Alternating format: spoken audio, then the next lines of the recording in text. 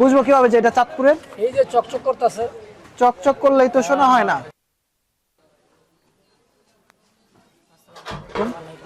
আমরা একটু ওই যে আপনার এখানে কিছু মাছ দেখতে পাচ্ছি, আসলে মাছগুলো একটু দাম জানবো এবং কোনটা কোন জায়গা থেকে আসছে।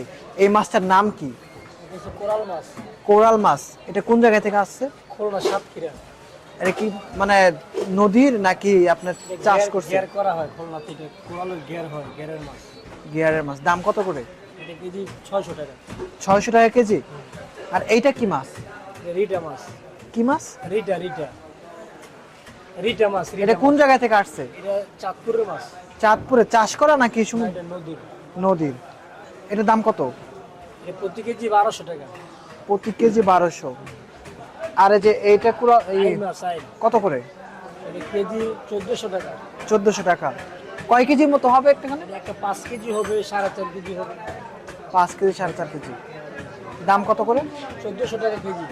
আর এই যে এটা কোরাল মাছ। ওইটার দাম কত?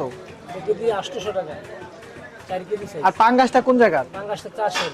চাষের কত করে কেজি? এটা কেজি 220। কোন জায়গা থেকে আনা হয়েছে ওটা? এটা বিভিন্ন জায়গা থেকে আসে, এটা ইয়ের মাছ, হোমনার মাছ। আচ্ছা, আর এই যে এগুলা কোন জায়গার ইলিশ? চাঁদপুরের ইলিশ। চাঁদপুরের ইলিশ। বুঝবো কিভাবে যে এটা চাঁদপুরের? এই যে চকচক করতেছে। চকচক করলেই তো শোনা হয় না। শোনা হইব ইলিশ মাছের লগে আর আপনি সোনার লগে তুলনা করলে হইতো না। না, তারপরেও তো আছে, বরিশালের আছে, চিটাগাংয়ের আছে। এটা চাঁদপুরের মাছ। তাজা মাছ আছে কিনা এটা বুঝবো কিভাবে? এই যে ফ্রেশ দেখা যাচ্ছে, চোখ দেখেন না আপনি পরিষ্কার একবার, এই যে দেখেন। এই চোখ দেখলে পরে বুঝতে পারবো। আর কি কি চিহ্ন আছে যে এগুলা দেখলে বুঝতে পারবো যে এগুলো এই মাছগুলা?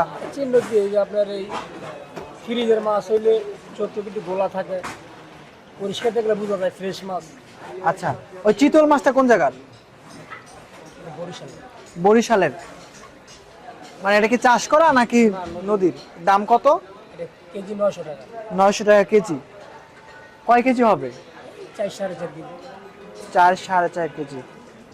আর এই যে রুইগুলা? এগুলো চাষের রুই। চাষের রুই কত করে? 350। ওই বড়টা কত কেজি হবে? বড়টা কেজি 600 টাকা, 8 কেজি 8.5 কেজি। 8 কেজি 8.5 কেজি হবে। আচ্ছা, 600 টাকা। আর ওগুলো, আর ওই যে ওইখানে কিছু চিংড়ি দেখলাম, ওগুলো একটু দাম। চিংড়ির দাম তো আমি জানি না, চিংড়ি অন্য দোকানদারের চিংড়ি বেশি। আচ্ছা আচ্ছা, ঠিক আছে, ধন্যবাদ আপনাকে।